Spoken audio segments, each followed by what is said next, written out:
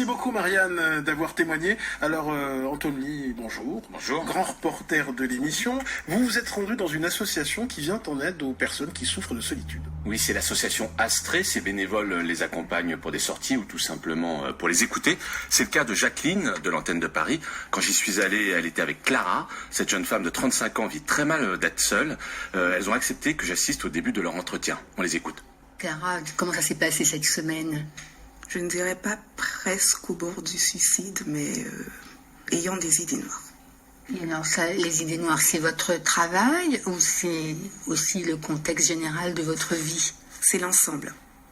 Comme je vous l'avais dit, je vis toute seule en métropole. Je suis d'origine antillaise. Clara, vous êtes arrivée en métropole il y a longtemps ou récemment? Ça fait 17 ans. Et puis, il y a eu un facteur dans mon existence qui a fait que j'ai été plus isolée. J'ai vécu un licenciement. C'est là où vous avez commencé vraiment à vous retrouver toute seule? Oui. Il n'y a plus d'invitation dans les soirées, il n'y a plus d'invitation aux boîtes de nuit parce qu'on suppute que j'ai plus les moyens. Qu'est-ce qu'on peut dire là-dessus, Jacqueline? C'est un fléau quand même pour notre société, où il y a beaucoup de réseaux sociaux, beaucoup de façons de communiquer, entre guillemets, et en fait on s'aperçoit que les gens, non, ils ont plein d'amis sur Facebook, mais ils sont seuls. Est-ce que cette situation vous rend malheureuse? Honnêtement, oui. Ça fait très mal. Parce que des fois, aller au parc et voir des familles ensemble, ou même un groupe d'amis ensemble, ça fait mal au cœur. Il m'est arrivé d'avoir les larmes qui montent aux yeux.